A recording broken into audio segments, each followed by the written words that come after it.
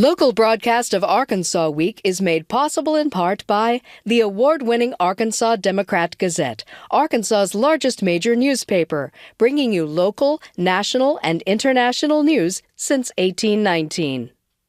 By the Arkansas Times, keeping you informed by covering people, events, and politics in Arkansas. By FM 89, KUAR in Little Rock, with in-depth news reporting, analysis, and discussion each weekday.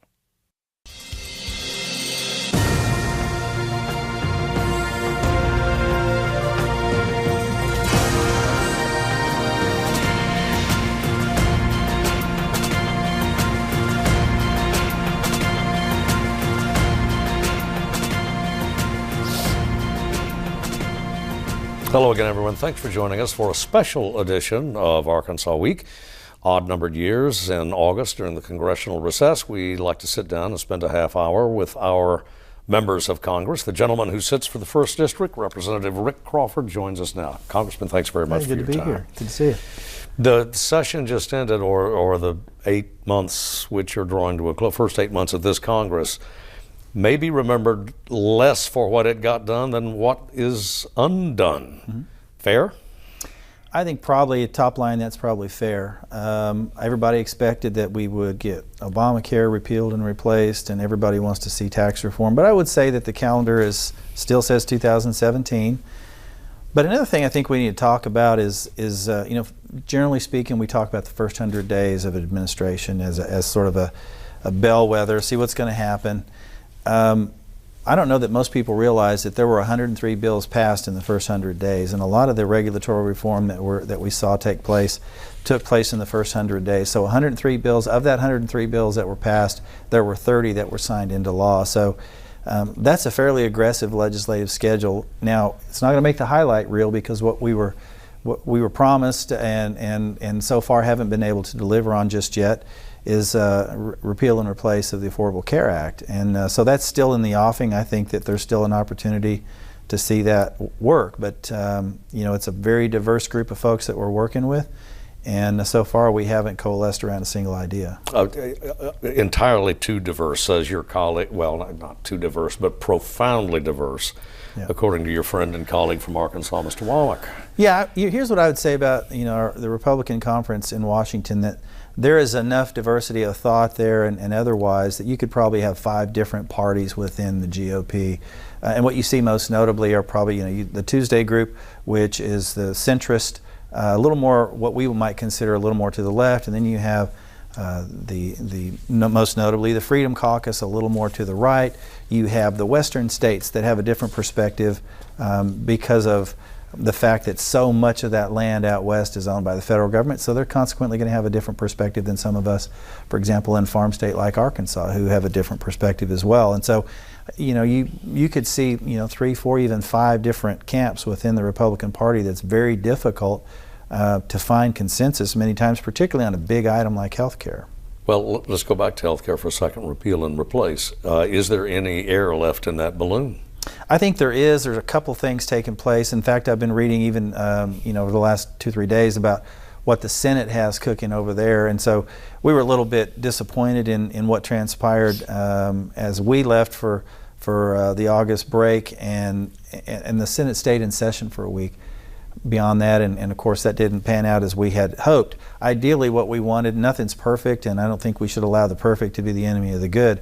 But what we would like to have seen is we passed ours, they passed theirs, we conference the two, and then we vote straight up and down and get something done.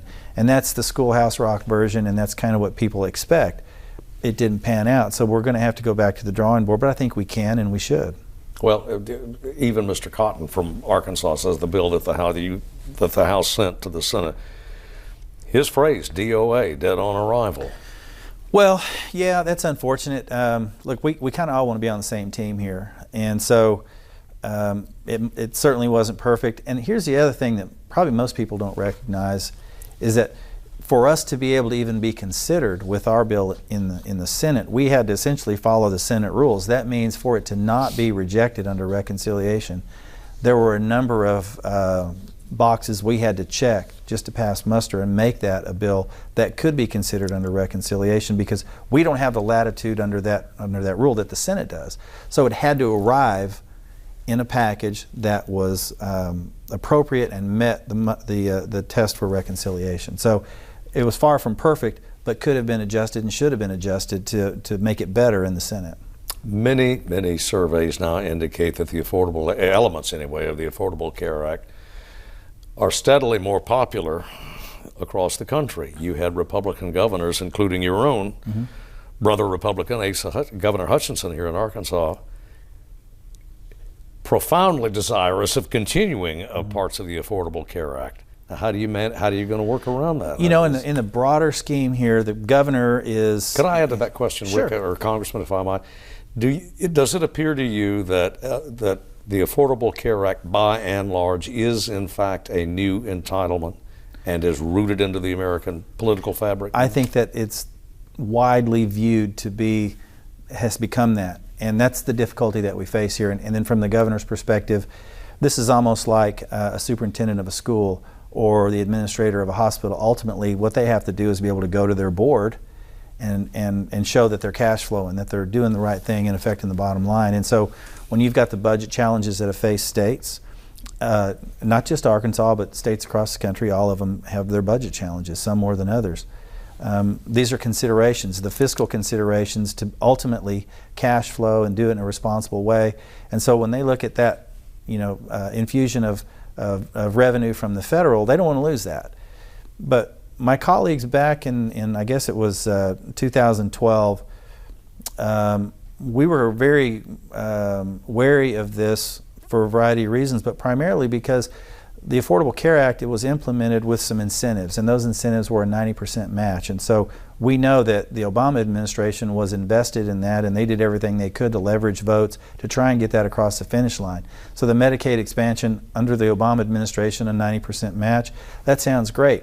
But we also know that it was unsustainable, and at some point, under a new administration, and I don't care if that was President Trump or President Clinton, you know that the 90% match was not going to be sustainable. It would probably come down to 70 very quickly, and so that's going to put the states in even further budget hole, and that's what they have to wrestle with. And so that's what you're seeing here at the state level, is how do we address that, because nobody wants to be the bad guy in this equation. Nobody wants to be the one that says, hey, we've either got to kick some folks off, they've got health care insurance that they didn't have before, or we got to raise taxes to cash flow it. We've got to come up with something. And so these are the cards that have been dealt, and I think the governor is playing those cards. Well, on to a slightly different subject, and that is the subsidies. The administration has yet to make it clear whether it will continue. It has so far, but it hasn't made a declarative statement anyway on the future of the subsidies. What are you telling the president? Well, or would you tell? Well, I would say this, that he can probably, through executive action, make those go away. I think this is something that needs to happen legislatively, but I honestly, what we've seen here, and you alluded to this, is that there is sort of a this is the devil we know type scenario, and so folks have become accustomed in really a relatively short period of time. And so hospitals are going, oh heck man, we got to have this, we need this. Folks that didn't have health care insurance before who have it now are afraid that they would lose it or could lose it under any other circumstances. And so it's very, very difficult to address this in a productive way given the fiscal restraints that we have in this country, and weigh that against the fact that, look, now folks have gotten something that they've never had before and they expect it to continue. So that's the quandary that we're in right now, and that is not just a fiscal consideration. To a large degree, there's a moral consideration there as well. And we're trying to balance that and thread that needle, and it's not easy to do. Well, onto the budget, and we don't have one. Right. This has been a problem, certainly since I've been in office and before, and continues to be a problem. Now, one of the things that most members of Congress will tell you is that they want a balanced budget and they support a balanced budget amendment. But in the time that I've been in Congress, which is now approaching 7 years, I've had the opportunity to vote on a balanced budget amendment one time only. And unless and until we can fundamentally alter Congress's behavior, you're going to see this kind of thing continue. And so how do we address this? Well, we know that about 70+% of our federal budget is on autopilot. We never touch it. And that is the Social Security, Medicare, Medicaid, and other mandatory spending in that category. So the discretionary spending, we can't balance the budget on discretionary spending. So we're going to have to figure something else out. How do we do that? Well, if you think about Social Security as an example, when it was implemented at a time when the life expectancy was about 68 years old.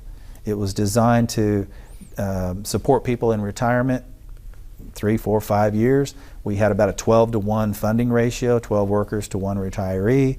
A variety of factors have changed in those years since that was first implemented, and so it's really a model that's unsustainable. And yet no one wants to talk about what do we do to try and protect those resources for future generations. And so that's a conversation we're going to have. Well, what package would, if there were a Crawford package to address entitlement programs, what would it include? Well, I think what we have to do is probably look at Social Security being number one on how we adjust that funding model. As I just described, it's really unsustainable in today's working environment. Number two, look at the life expectancy.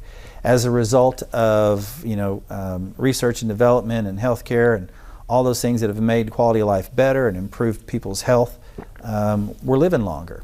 So we need to address that. We also need to address SSI as a component there, that we see people on supplemental security income that is insurance that really shouldn't be in many cases. And we need to be more diligent in making sure that those resources that are targeted to folks that really need it are going to folks that really need it and not folks that just really want it. And we have to, that's a difficult conversation to have, and folks might not like it, but the reality is we know that there's abuse of the system, and we know that there's a high degree of administrative overhead that could be addressed as well. That's just one thing. We could do the same thing with Medicare, Medicaid, and CMS.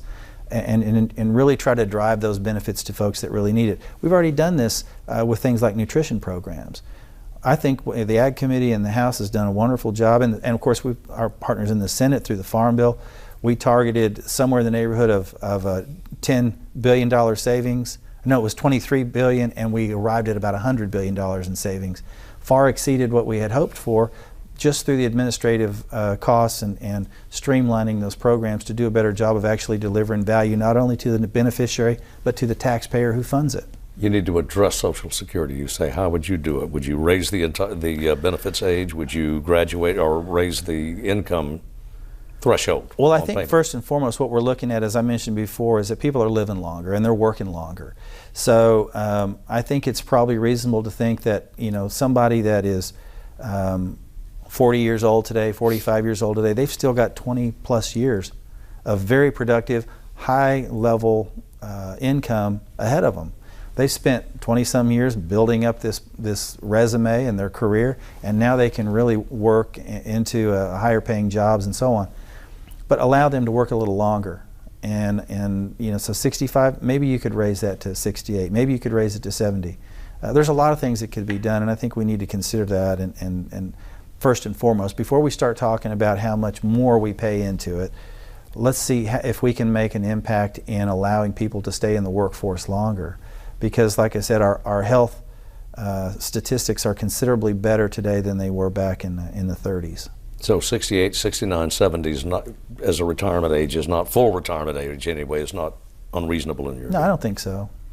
What about increase? And I would think probably a 40-year-old today would look at that and go, yeah, that's reasonable. I mean, if we're not talking about having this conversation that this begins tomorrow, and if you're 65, sorry, you've got to stay another 5 years because you've been planning on retiring at age 65. I'm not talking about that. I think that we have to go and look at, how do we graduate this into a 70-year-old retirement age or whatever, to make that a little more manageable. So we're not seeing just a really hard cliff type of a scenario. We've also got a debt vote coming in. You've got you go back and you've got, this is like October, I believe. Sure, yeah. A debt ceiling vote. Mm-hmm. Well, it's not something we want to shut the government down over. That's not been successful for anybody. But it really kind of brings back this idea of a balanced budget amendment again. If we can't get our arms around how we spend money fundamentally, how things are how we spend your taxpayer dollars in Washington, we're going to continue to have this problem. On the other hand, we can't risk a default on the full faith and credit of the federal government. That's not something we've seen a downgrade. You'll vote to raise. I'm almost certain that we're going to have to avoid a government shutdown. I've done it before. I don't like it. It's not something I like to do, but I also don't like the idea of jeopardizing our rating and exacerbating the problem. So I would like to see us consider these fundamental reforms to how we spend money. Now look, there's a lot of folks that will argue against a balanced budget amendment. Some hardliners that say, well, we don't want to have to raise revenue, and in achieving balance, we might have to raise revenue. Okay, let's do a spending limitation amendment that caps spending as a percentage of GDP. And they have a hard time arguing that because we're not talking about necessarily raising revenue. We're talking about capping spending as a reflection of the total economy in this country. And I think that's a reasonable approach as well. Well, but they are doing that, Congressman. Unless there's some entitlement, if I'm reading it correctly, you're going to have to make some, their position is, the Congress, going to have to make some, and the executive, going to have to make some significant entitlement reforms, or we're all for shutting it down. We're not going to vote to raise it down. I don't know about anybody that's all for shutting down the government. I know I'm not. Well, and there may be some talk in some quarters about that. You're not hearing that from me, but nor am I anxious. That's the Freedom Caucus and right. some of your colleagues. Sure. Nor am I anxious to see a default or anything that could jeopardize, and I'm not rushing to vote for a debt ceiling. It's something that we hate to do. It's an ugly vote that we don't like. But sometimes we have to make hard choices in this job, and sometimes they don't always go over very well at home. But that's why I think we should couple this with at least an opportunity to vote on a fundamental mechanism that gives us an opportunity for reform. Now, you might say, well, you just some bumpkin from the 1st District of Arkansas, you just let us handle this. No, look, we all campaign on a balanced budget amendment. And I bet you can't find any member of Congress, particularly in the Republican Party, that hasn't at some point in time campaigned on a balanced budget amendment. I know it's a heavy lift. It's not easy to amend the Constitution. Hasn't been done very many times in the history of our republic. But I think it's indicated at this point, because without it, we're down a spiral that I just don't think we can control. Well, you have introduced legislation calling for a profound issue these days, and that involves opioids in rural America. The administration has indicated some sympathy toward that. Yeah, you know what? Most people you think about drug abuse, you think about heroin addiction and overdoses, and most people will think about major metropolitan areas, and that's simply not the case. That type of scenario is not limited to major urban centers or metropolitan or even suburban areas. Rural America is suffering through this as well. And so there's some things that we have to do. I mean, can we redirect some of the funding to help some rural communities wrestle with this problem? I think yes, we can. We can be a little more creative in how we do it. Community awareness programs, education, a variety of things that can be done to help raise awareness and educate people on the dangers of opioid use, and involving every relevant stakeholder, from healthcare providers to teachers to mental health professionals and social workers and so on. Those are almost social workers or mental health professionals, I should add, and they are great on the front lines working with people daily on this issue. And so I think we could utilize those resources more efficiently and effectively. Well, other legislation you're not having such good luck with the administration, and primarily that's the Cuban endeavor. Yeah, you know what? I was actually having a conversation earlier about this today, and this comes up, in fact, with the staff as we were walking in. I think we can all recognize that this presents a real value to Arkansas, but to agriculture in general, and virtually every ag group in the country supports my bill, H.R. 525.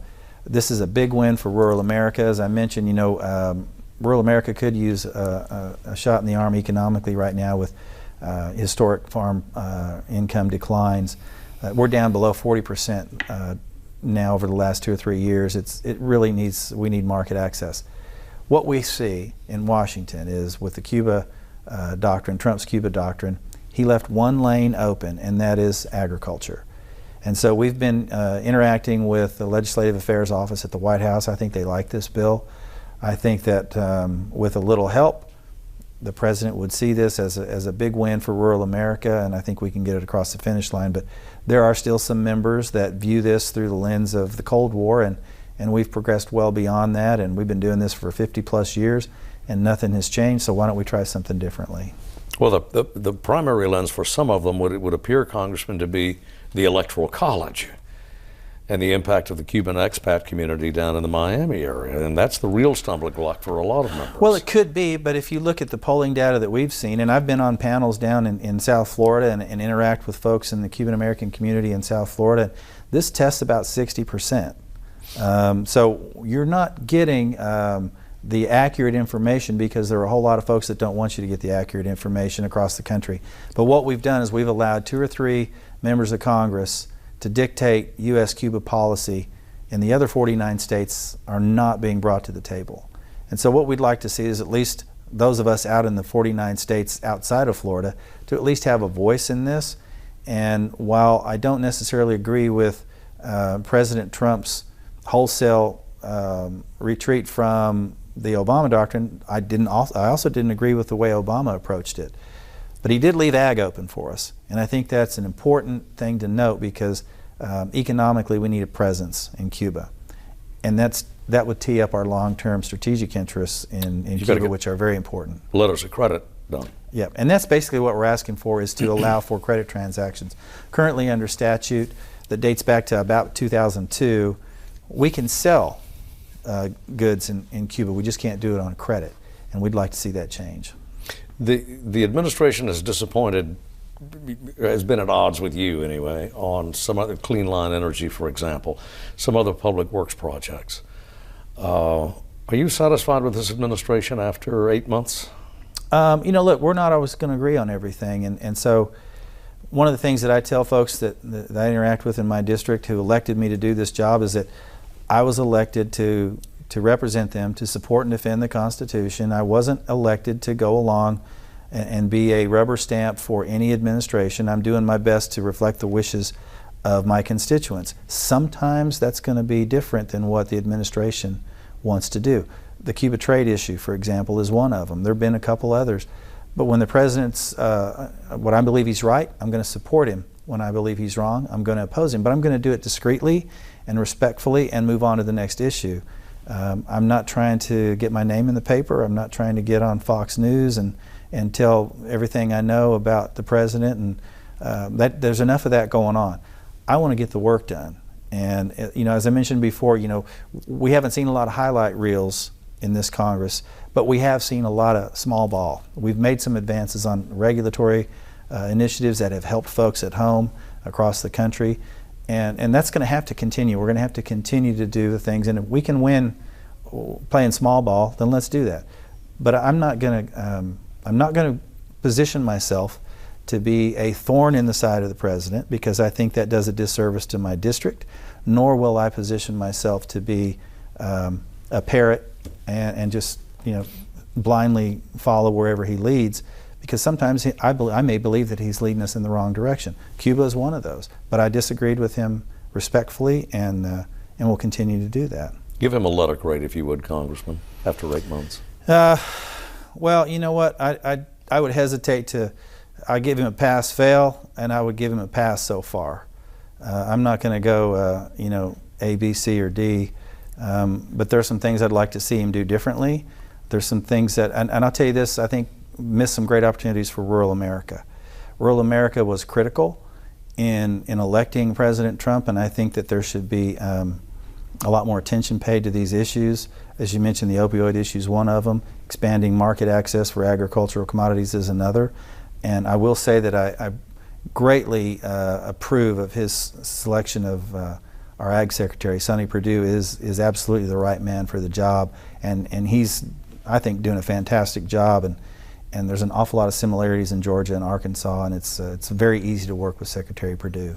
He's down to under 40% in some of the very states that gave him the presidency anyway, and his approval ratings of the broad electorate are among the lowest ever recorded. Is he functioning?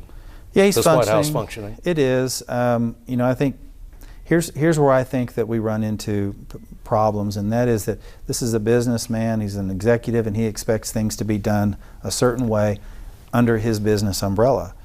And he brings that mindset to the White House. And a lot of folks said, we need a businessman in the White House. And I'll agree, having a businessman in the White House is probably very helpful. And as I mentioned, we've done an awful lot in regulatory rollback. But you have to understand that you can't run the government like you run a business. And there's three branches, and we've all kind of got to work together. And he provides oversight and check and balance against us, and we do the same against him, and then of course the judicial branch as well. So that's the nature of government, and that can't change. And so you can't necessarily bring a business model, plop it down in Washington, and say, here's how it's going to be.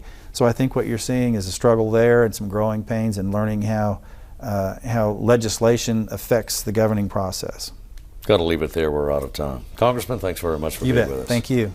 We'll see you next time.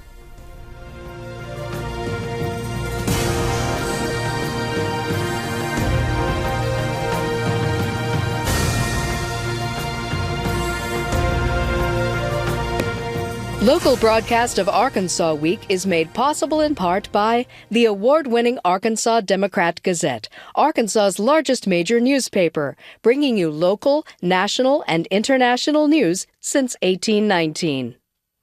By the Arkansas Times, keeping you informed by covering people, events, and politics in Arkansas. By FM 89, KUAR in Little Rock, with in-depth news reporting, analysis, and discussion each weekday.